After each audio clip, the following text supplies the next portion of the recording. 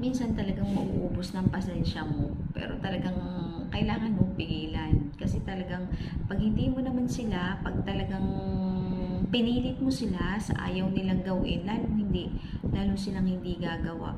So minsan ang ginagawa ko, pinababayaan ko na lang kung ayaw nila minsan magsulat at hindi madala sa ulo ko, ay di try na lang ulit kinabukasan, at baka kinabukasan naman ay mag-iiba-iba, magsusulat-sulat na. Ganun lang ang aking ginagawa. Hindi ako para ang batay pilitin sa pagsulat. Kasi minsan, pag lalo mong pinipilit ang bata, talagang lalong hindi mo mapapagawa. Minsan, hindi na tatama rin pa na pumasok sa iyo para mag-tutor.